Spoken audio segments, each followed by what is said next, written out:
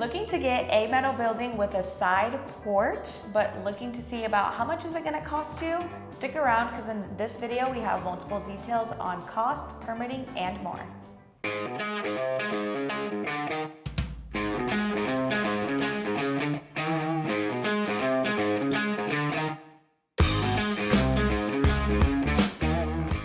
Welcome back, Pack. It's Anadela and Ernie here from WolfSteel Buildings, and we're showing off yet another building out in Hill Country, but this time we're going to Georgetown. Oh yeah. It's not your typical black and white building like many you've probably seen. Like I said, we're definitely looking at a couple new color combo options. We're looking forward to diving deep into that. I know my marketing team has hooked you guys up with a bunch of new cool builds, so I'm looking forward to diving deep into this one. Of course, guys, and don't forget, we do already have the tour. It is up and it did go up last Friday.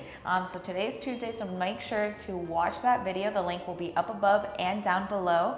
Don't forget to like, share, and subscribe to pay attention to everything that we have going on with metal buildings, not just in Hill Country, but in all of the areas that we service in Texas. Let's get it.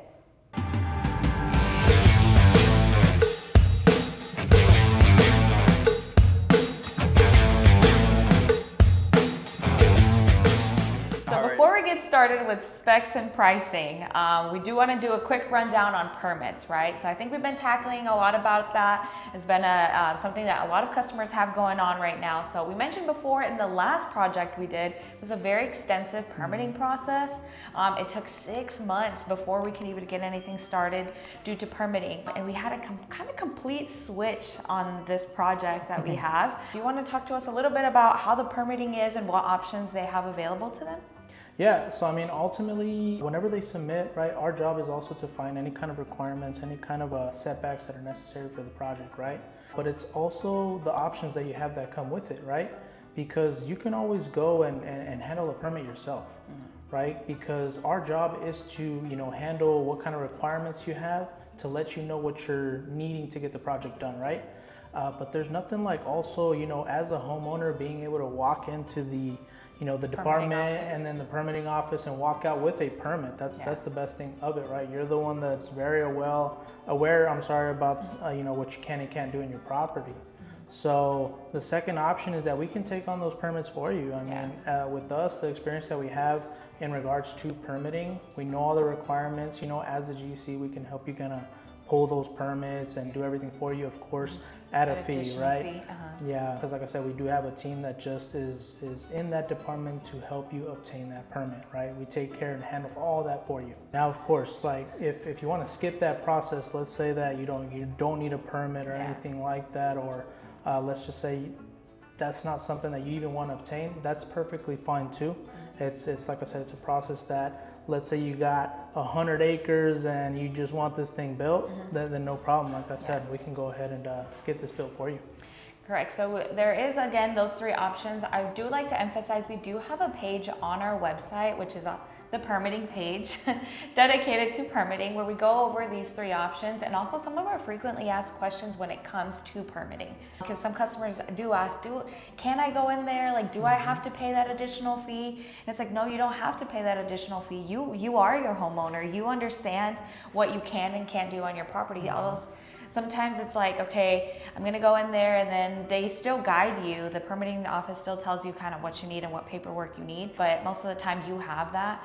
We still have to ask you for that information, although we're the ones who are handling the permitting. So kind of just depends. That page is on our website. I'm gonna link it up above for you guys, but I'm also gonna link it down below with the options of you pulling it yourself or not wanting to do it. There is a waiver that goes into place with this. And if you do pull it, we would just need to keep a record of that on file in case anything ever happens. Say they're showing up and we're building, we can be like, oh, they already pulled it, especially if you're not on the property. We can already have that and make sure that there's not anyone that's stopping any type of the building, because we do have, deadlines and timelines that we do present to you that we want to make sure that we get taken care of, especially if you're not there during the time of the build. But as always, guys, really, really important, check if you're into your permitting setbacks or anything like that before you try to get anything started with the building. Typically we talk about this during the planning stages. I know that your team, I think it's like embedded into their head, you tell them all the time, is there permitting? It's like something will happen and we're like, do they have permitting as soon as they start talking about the clients. So definitely something to look into. Now, of course, the main reason why everyone is watching, pricing. So this is kind of happens next after planning. So what does the turnkey cost for something like this look like? So for this project, actually, the full total was $66,525. And that includes what is the building, the foundation, accessories, all of the labor, delivery taxes, pretty much a turnkey price. And can we go over a little bit about the details, Ernesto? Yeah, for sure. I mean, you can definitely break this down into a couple of segments, right? You got the building, the concrete, but also more importantly, the accessories. See, because with the building here, you got $35,724. That includes the actual structure itself, the lean-to, the frame outs. I also want to emphasize a couple of those upgrades because he did upgrade the buildings, which we'll go over a little bit here and more. You'll go over here a little bit with more detail, but also the foundation. So what are we looking at there? For the concrete, you're actually looking at a grand total of $17,471. So that's the slab, the footings, the vapor barrier, the cross beams, the notch detail on the perimeter. I know this customer did opt out to do the notch on the doors itself, but the perimeter still has that notch. Yeah, and then accessories, which is kind of what makes the building yours, came out to $13,330. The garage doors, the windows. He has kind of the biggest walk-in door. Like, you know that it's big until you kind of stand next to it, and how wide that walk-in door is. And of course, gutters and downspouts to make sure that we control erosion all the way around. So lots of things that go on here. One of the biggest things is for tubular buildings. This building we did have to include equipment. When we did have to include equipment, I know that there's several factors, Ernie, that like kind of affect whether we get equipment or not. One being obviously if it's over 30 wide with that wide span, over a certain height, and then like roof steep pitches. This one specifically was due to the height of the building. And then if we could also not forget that pricing is valid for 5 days after the post date. So lots of information on here. Let's go ahead and break down some of the details on the building itself. So the building, it's actually a 28 wide, 35 long, and 15 foot to the eaves, right? It's a fully enclosed metal building with a 312 roof pitch. Now, of course, it is for storage. It is a workshop, right? So it's what's considered utility. Yeah, correct. And it is, I think it's mainly like he has it for like a detached garage, kind of additional space apart from your home. There's a lot of information on the tour, guys. Make sure that you do not miss out on that. Adbo and Jared go over, again, some permitting, how it is that we build, why we're a little bit different, and they show you guys while we're there, how that double legs on the end wall, even though it's not a load bearing column or wall.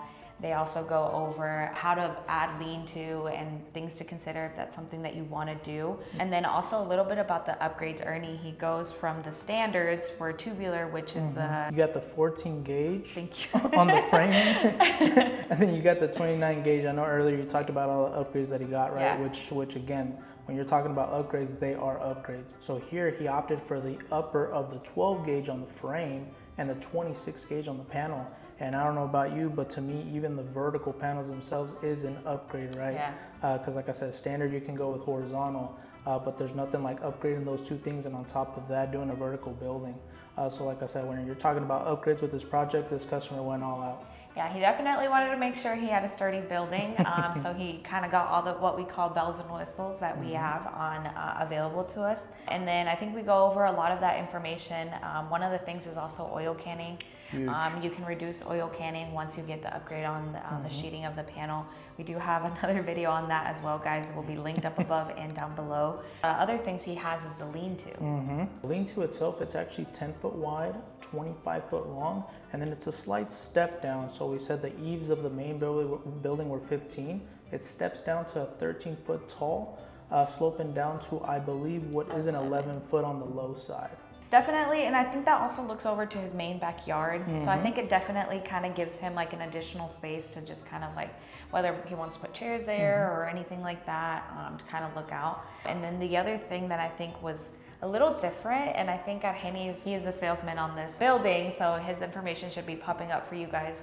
In case you are interested in working with at Henny's, you can get his information there. Part of Ernie's team, Ernie, our sales director here. We typically see him behind the scenes. He's no longer really up here, but he decided to join me on here. But at Henny's always likes to talk about some of the color samples when he's mailing those out, or what the color schemes is looking like. So this one was a little bit different. We don't typically see that pebble beige and Quaker gray together. Lots of black and white, lots of the grays, the Quaker gray and the pewter gray, but this one's a little different. Do you want to go over a little bit about that? Yeah, so just like she mentioned before, right, you're seeing a lot of like the grays and blacks, the blacks and whites, those colors that kind of mesh. But this one, the customer opted for something a little bit different, right? They went with the pebble beige, which is like that nice cream color, and he offsetted that with a Quaker gray. Yeah. So that definitely kind of blended in together. And then on top of that, he kind of picked a door that was a slight tint to the wall color. So like I said, definitely a nice detail by the customer choosing that door. Correct. Yeah. So those doors are almond color. They are insulated and they are chain hoisted. On those doors, there are two large doors. They are located in the front. We have a 10 by 12 and a 12 by 14. Off to the side is where we have that steel door, which is the 48-inch wide by 84-inch steel walk-in door. And then he also has 3 36 by 36 double pane windows. Again, lots of upgrades. All of the upgrades: the insulated doors, the insulated walk-in door, overhead doors, the insulated windows. He did get the gutters and downspouts on the building itself, and also foam gap enclosures. And I think, Ernie, this is one of the biggest ones, and I'd love to get insights on you. So we did add the foam gap enclosures. Really important if you're getting spray foam, especially for oozing and things like that. That was kind of like problems that were initially had, and so now it's a standard to add those foam gap enclosures. With this being said, the client did not go with spray foam at the initial time of the building. So when we went over the cost for the accessories, one cost that I would like to mention, I don't know if it's necessary monetary, but the client wants to go with spray foam now. There is a Q&A part on the tour, so make sure you don't miss that. It's at the end. The client kind of took our building manager, Jared, and our CEO, Advil, in for a loop, but those questions were asked and answered on the spot, so don't miss out. What is one of the things that the client could see now that he did not do for not getting the spray foam originally during the time of the sale with that Henny's? What I would say is the most important thing is that it was also caught during the process of the initial sale process, right? So the moment that the customer's talking about spray foam initially with our dentist, right, he knows right away, hey, are you even considering doing this in the future? The importance of those, the importance of those foam gap enclosures are, to me, a must, even if you're not spray foaming it, right? The corners, the edges, the peak of the building, anywhere where those panels meet, you're talking about exposed lighting and things like that. Those foam gap enclosures really help seal that up. But nonetheless, when you're talking about insulating the building, especially now going back with spray foam, like I said, when that spray foam is applied, it's gonna swell a bit. You don't want it to leak or ooze out of the building, right? So here, now you're talking about the customer wanting to now do it. Now that the building is done, he's got a couple things in there. You'll see on the tour, right? He's already done some things to his building. So now you're talking about the spray foam company having to go out there and you having to take everything out of your building. It's not necessarily you kind of gathering everything in the center, because when the building is done, they need all that space. All that space is where they're now spraying every part of that building. So if you have things kind of on one side, now you're talking about them having to move things one side to another, making sure that their equipment doesn't get caught, things like that. So now he's having to, either remove everything out or kind of see about those additional fees if they kind of have to move things around. So. Correct.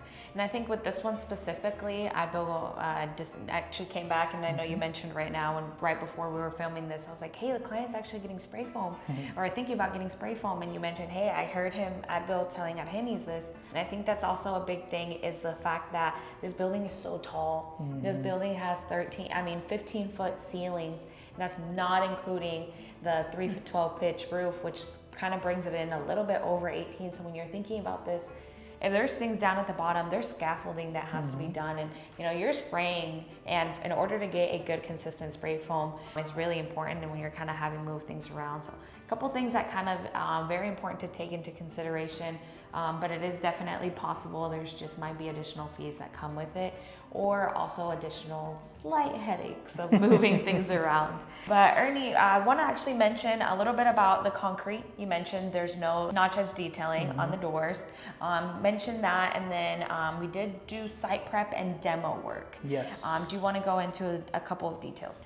So I know that we do get constantly asked about like demo work and stuff like that, which of course we always do encourage for a site visit to get a approximate cost on the demo work itself. But yeah, whenever they're out there, they kind of analyze to see what it's going to take to demo a specific part that you're looking for, or whatever the case might be. And then also be able to kind of get elevations to see what it's going to take, whether the demo is an existing building, whether the demo is even derooting, right? All that stuff is actually important, because when you're out there, now you're talking about needing the site prep necessary in order to, now build a new construction on top of that.